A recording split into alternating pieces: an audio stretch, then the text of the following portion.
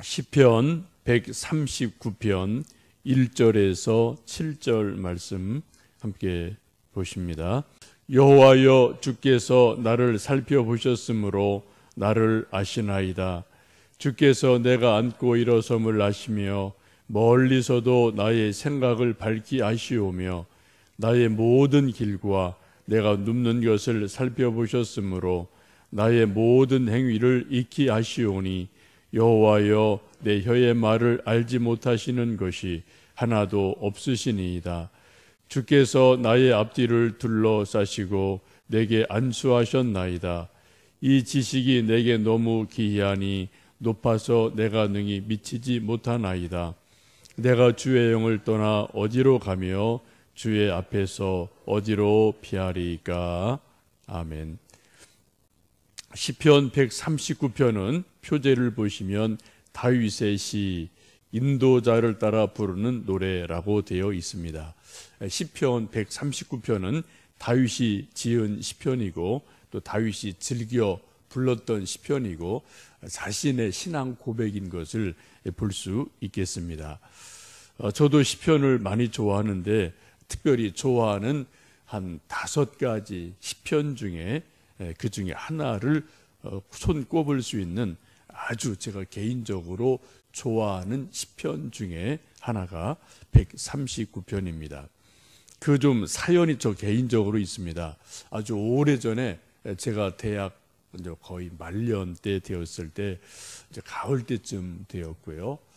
이제 뭐 또 졸업을 얼마 앞에 두고 뭐 진로 문제도 불투명하고 또 경제 문제도 뭐 다 옛날에 뭐 아주 힘들게 겨우겨우 살아갈 때고 또 저 인생 문제도 있고 하여튼 여러 가지 복합적으로 좀 진로 문제 등등등 아주 답답한 그러한 마음을 안고 가을을 좀 지내고 있었습니다. 그때 이제 대학에서 CCC라는 이제 그런 선교단체에서 훈련을 받았고 또 이제 뭐 선배였기 때문에 후배들 또 이제 만나서 순모임을 일주일에만 2번, 3번 순모임을 하고 그럴 때였습니다. 후배들과 성경 공부를 하고 뭐 후배들에게 이건 이거다 저건 저거다라고 성경을 가르쳐주는 입장이었지만 정작 저 본인의 문제는 여전히 또 문제는 문제대로 있는 것이 인생 아니겠습니까? 지금 저 오랜 세월 지나 제가 목사가 되었습니다만 목사가 돼서 새벽에 설교하고 주일날 설교하고 또 주중에 성경 공부하고 뭐 상담도 들어주고 뭐 전화도 받고 이런 저런 일이 있습니다만 또 역시 지금도 목사가 된 지금도 역시 제 개인의 문제는 역시 개인의 문제로 여전히 뭐 이런 것 저런 것이 있음을 보게 됩니다. 뭐 인생이 그런 것 아니겠어요? 100% 다 해결되는 것도 없고 한두 가지 또 고개를 넘었다고 그것이 완전하게 또 인생 문제가 뭐 영원히 해결되는 거 아니고 한두 가지 문제가 해결됐으면 그것 해결된 거로 감사한 거지만 또 새로운 문제가 또 우리 앞에 있고 또 새로운 고개가 또 뭐 매일매일 있는 것이 우리의 삶이 아닌가 싶습니다. 이제 그런 답답함을 가지고 어느 가을 오후에 수업 마치고 잠깐 이제 후배들 만나고 한두 시간이 남아 있어서 이제 벤치에 앉아서 좀 이런저런 생각하다 기도하다가 성경을 펴서 쭉 성경을 이제 시편을 읽고 있었습니다. 쭉 시편을 읽다가 139편을 읽는 가운데 제 어두운 마음 속에 정말 하늘에서 하나님이 한 줄기 밝은 빛을 확 비춰주시는 그런 강렬한 은혜, 강렬한 깨달음, 강렬한 느낌, 하나님이 나와 함께 하신다는 소위 하나님의 임재라고 그러죠. 그런 것을 아주 강렬하게 느꼈던 말씀, 그런 은혜를 주셨던 말씀이 시편 139편입니다. 1절 말씀에서 아주 큰 은혜를 제가 받게 되었어요. 1절 다시 한번 읽어보십니다. 여호와여, 주께서 나를 살펴보셨으므로 나를 아시나이다. 제가 옛날에 읽었던 성경은 소위 개역 성경이죠. 이건 개역 개정이라고 하고요. 그 이전에는 개역 성경이라고 그래서 조금 한자식의 표현이 많았고 또 어떤 성경은 한자를 병기하는 그러한 성경도 있었습니다. 그때 제가 읽었던 개역 한글 성경은 이렇게 요 1절을 그렇게 번역하거든요. 여호와여 주께서 나를 감찰하시고 아셨나이다. 하나님이 나를 감찰하시고 나를 아신다.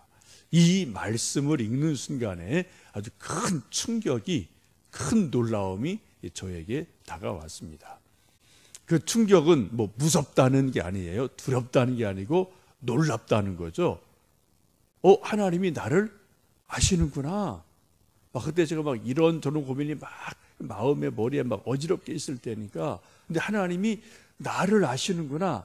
아시는데 어떻게 해요? 나를 감찰하시고 나를 아시는구나.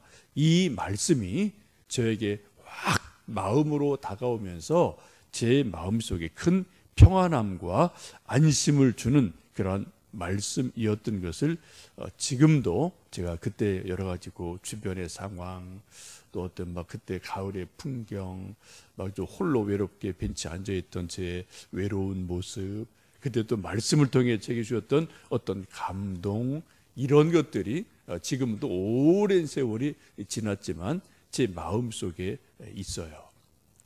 제가 가끔 이제 말씀 묵상 기도를 강의하고 또 이제 훈련 실제로 하기 위해서 1박 2일로 은성수도원이나 혹은 여기저기 좀 조용한 곳을 가서 1박 2일, 2박 3일 이제 묵상 기도할 때가 있습니다. 그때 이제 한 분이 한 방에 한 사람만 들어가죠. 1인 1실로 들어가서 고요한 시간, 침묵의 시간, 나만의 시간을 갖게 하는데, 그때 첫날 저녁에 제가 꼭 묵상하도록 드리는 말씀이 이 시편 139편을 묵상하도록 드립니다. 많은 분들이 이 말씀을 읽고 묵상하다가 하나님의 위로, 하나님의 인도하심, 하나님이 나를 알고 계시는구나. 근데 그런 평안함, 안도감, 어떤 안심, 이런 것들을 많은 분들이 깨닫고 그런 것을 고백하는 것을 참 많이 보았습니다. 우리 인생이 불안한 것, 우리 인생이 답답한 여러 이유 중에 하나가 뭡니까? 하나님이 나를 몰라주시는구나. 하나님도 내 형편 모르셔. 하나님도 내 이 어려운 사정 모르시지.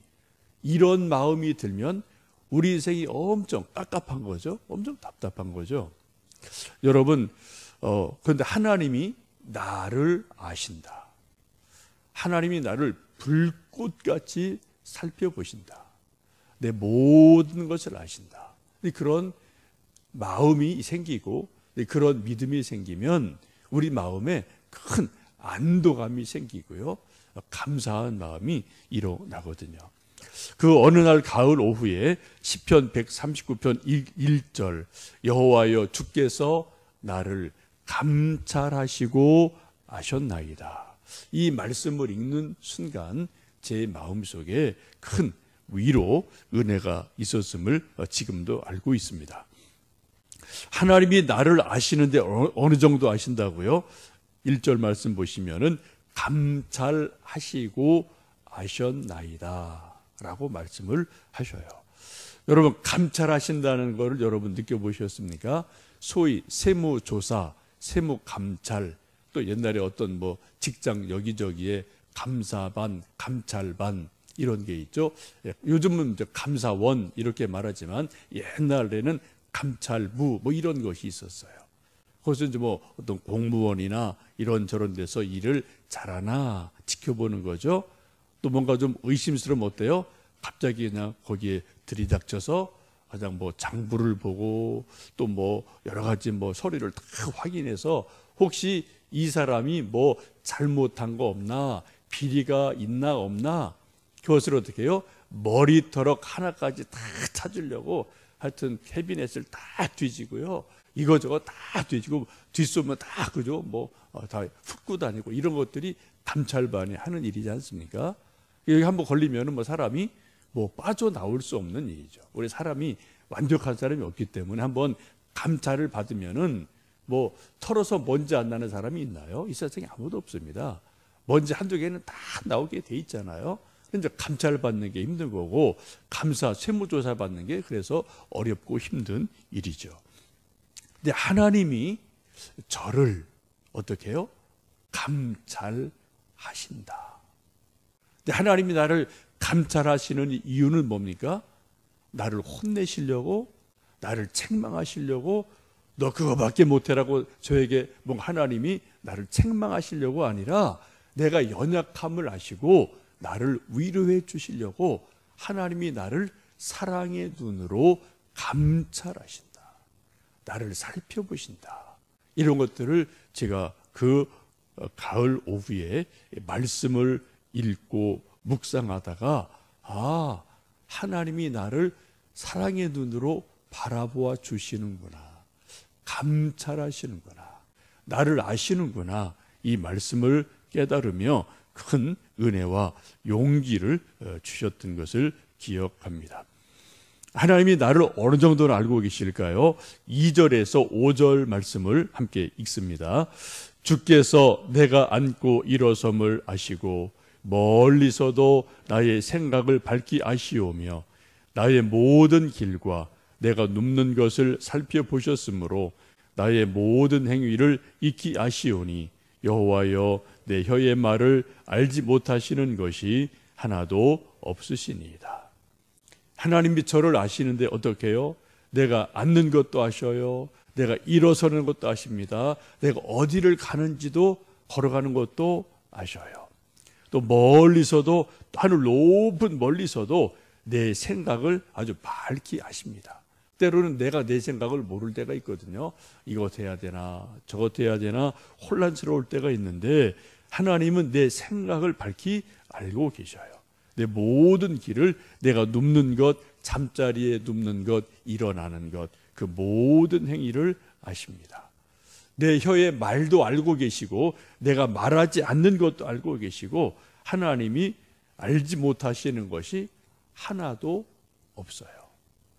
하나님이 나의 모든 것을 알고 계신다라고 말씀을 합니다.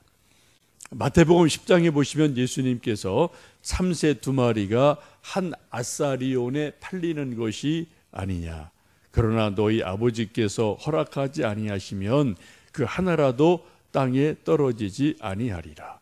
너희에게는 머리털어까지도 다 세신 바 되었나니 두려워하지 말라. 너희는 많은 참새보다 귀하지 않느냐라고 말씀을 합니다. 하나님이 우리 인생을 아시는데 얼마큼 아신다고요? 이 머리카락을 다 헤아리실 정도로 우리를 세세하게 아신다는 거죠. 우리를 다 하나님이 알고 계신다라고 말씀합니다. 우리가 인생을 살면서 인간 관계에서 괴롭고 힘든 일 중에 하나가 누군가 나를 알아주지 않는다는 거죠. 그걸 요즘 학교에서는 왕따라고도 합니다. 친구가 나를 안 알아줘요. 모른 척해요. 완전히 외면해 버립니다. 집에서 부모 자녀 간에 여러 가지 어려운 일 중에 하나가 뭡니까? 부모가 자녀를, 자식이 부모를 안 알아줘요. 안채를 안 해요. 아예 무시해 버리죠. 이런 일이 가끔 있을 참 부모 자식 간의 관계가 참 힘듭니다. 우리 사춘기 지나는 아이들이 집에서 힘든 게 뭐예요? 부모가 내 사정을 몰라요. 맨날 잔소리만 하거든요. 지금 나는 이런 고민 저런 고민 막 속에서 막 부글부글 끓는 게 많은데 그런 거는 전혀 아랑곳하지 않고 그냥 부모 입장에서 잔소리만 해대니까 아이고 부모가 나 전혀 모르는구나. 내 형편 전혀 모르니까 이게 잠깐만 애들이 도망가죠. 문 닫아버리죠. 마음은 닫아버리죠. 이게 점점 거리가 멀어지죠. 회사에서도 상사가 부하 직원 신참한테 계속 잔소리하고 쪼아만 되면 어때요? 부하 직원들이 뭐 그냥 겉에서는 예의하지만 속으로는 마음을 확 닫아버리죠. 아유 저 상사 저 꼰대 뭐 이렇게 나가지 않겠습니까? 왜요? 뭐 위에 있는 사람이 누가 나를 몰라주니까 마음을 닫을 수밖에 없고 등을 돌릴 수밖에 없게 됩니다. 우리 인간 관계에서 우리 모든 사람은 사람에게 인정받고 싶은 욕구가 있습니다. 이거를 심리학자 마슬로우라는 사람은 사람들에게는 5가지 중요한 욕구가 있다라고 말을 하죠. 그 중에 아주 중요한 것이 사람이 누구에겐가로부터 인정받고 싶은 욕구가 있어요. 아, 내가 인정받는구나. 아, 저 사람이 나를 알아주는구나. 아, 내가 저 사람이, 높은 사람이, 상사가 나를 알고 있구나. 이런 인정받고 싶은 욕구가 여러분 다 있지 않습니까?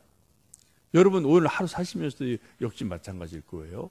교회 이따 또 수요일 날 오셔서 또 여러분 집에 가셔서 남편이 아내가 남편을, 부모가 자식을, 또 우리 뭐 회사에서 누군가 나를 자꾸 알아주고 친근하게 대해주면은 우리 마음이 편해요. 서로 기분이 좋습니다. 그런데 아는 체를 안 해주면은, 인정을 안 해주면은 우리가 참 인생살이가 팍팍하죠. 힘이 들죠. 근데 여러분, 우리 인간 관계에서도 서로가 서로를 알아주는 것, 인정해 주는 것은 참으로 중요하고도 중요합니다. 그런데 가장 중요한 것은 창조주 하나님께서 나를 아신다. 나를 있는 그대로 인정해 주신다. 이것이 아주 중요한 일입니다. 우리 모두는 마지막에 종말을 맞게 되고 최후의 심판을 받게 되는데, 그때 백보자 최후 심판에서 하나님께서 내가 너를 안다. 착하고 신실한 종이다 라고 한마디 해주시면 우리 모든 인생은 승리한 인생이 돼요. 근데 마지막 백보자 최후 심판 때, 마지막 심판 때 내가 너를 모른다. 너는 염소다. 악하고 게으른 종이다. 한마디 하시면 우리 인생은 아무것도 남는 것이 없는 겁니다. 하나님이 나를 알아주시느냐, 인정해 주시느냐, 그렇지 않느냐, 이것이 우리 인생의 모든 것이거든요. 여러분, 하나님이 나를 아신다, 나를 감찰하신다, 이 말씀을 듣고 이 말씀을 여러분 깊이 오늘 묵상을 하시면 좋겠어요. 여호와여, 주께서 나를 감찰하시고 아셨나이다. 지금도 알고 계십니다. 이 말씀을 생각하고 묵상하면 여러분 마음이 평안해지시고 안정감이 있으십니까? 아니면 반대로 아이고 이거 어떡하지? 두려움이 생기고 무서움이 생기십니까? 우리가 믿는 건 뭐예요? 하나님이 내가 비록 연약해도 부족함이 있어도 있는 그대로 우리를 사랑하시는 하나님이심을 알기 때문에 우리가 안정감을 느낄 수 있죠. 6절 7절 보시면 하나님이 나를 아는 지식이 너무 높고 기이해서 내가 알 수 없어요. 그렇죠. 우리 하나님의 그 높은 지식 우리가 도저히 알 수가 없습니다만, 그래서 우리가 하나님의 눈 앞에서 우리가 도망갈 수도 없지만, 그러나 우리 하나님이 나를 사랑하시고 사랑의 눈으로 나를 바라보신다는 것은 변함이 없습니다. 여러분, 이 아침 하나님이 나를 감찰하시고 아신다, 이 말씀을 깊이 묵상하시면 좋겠습니다. 종교개혁자 칼빈은 기독교 강요라는 큰 책을 쓰는데, 그분의 신학의 대명제가 이거예요. 하나님을 아는 지식과 나를 아는 지식은 같이 서로 연결되어 있다. 우리가 하나님을 아는 지식, 내가 나를 아는 지식, 이것은 서로 동전의 앞 뒷면 같이 연결되어 있는 거거든요. 지금 하나님 우리에게 말씀하기를 우리를 하나님이 알고 계신다. 이 말씀, 이 믿음, 이것을 갖는 것이 아주 중요한 일임에 틀림이 없습니다. 여러분 139편 1절 여호와여, 주께서 나를 살펴보셨으므로 나를 아시나이다. 이 한 말씀을 오늘 깊이 묵상하시면 좋겠습니다. 오늘 새벽에 기도하실 특별히 여러분 이 말씀, 여호와여, 주께서 나를 감찰하셨으므로 내가 주를 사랑합니다. 하나님이 나를 감찰하시고 나를 아십니다. 이 말씀을 좀 묵상하시면 좋겠고요. 기도하는 방법은 수십 수백 가지가 돼요. 그 가운데 전통적으로 중요한 한 이제 기도의 방법 중에 소위 센터링 프레이어라는 것이 있어요. 센터는 가운데라는 거죠. 그걸 우리나라 말로 번역은 두 가지로 합니다. 하나는 구심 기도, 마음심이에요. 마음을 향하는 기도. 그래서 어떤 또 사람은 향심 기도 이렇게 이제 번역한 분도 있는데 센터링 프레이어라는 것이 있습니다. 하나님은 초월적인 하나님이셔서 높은 하늘 보좌에 계셔요. 그런데 또 그 하나님 어디 계십니까? 내재하시는 하나님이세요. 우리 마음에 하나님이 계십니다. 그렇죠? 우리 마음, 우리 영혼 안에 하나님이 계시거든요. 그래서 우리가 센터링 프레이어라는 것은 내 마음 안에, 내 영혼 안에 내재하시는 하나님을 우리가 깊이 내 마음속을 바라보면서 마음을 향해서 향심, 구심 그런 생각을 가지면서 하나님을 이렇게 깊이 의식하고 생각하고 하나님의 눈길을 의식해 보면서 하는 기도, 이것을 구심 기도, 향심 기도, 센터링 프레이어라고 말을 합니다. 이 아침 여러분 시편 139편 1절 여호와여 주께서 나를 감찰하시고 아셨나이다. 내 앉고 일어섬도 하시고 내 혀의 말도 아시고 내가 말하지 않는 것도 알고 계시고 눕는 것, 내가 길을 가는 것, 일, 저희라는 모든 것을 알고 계시는 그 하나님을 깊이 믿음의 눈으로 바라보시고 깊이 묵상하며 기도하시는 이 아침 되시기를 주님의 이름으로 축복합니다. 함께 기도하겠습니다.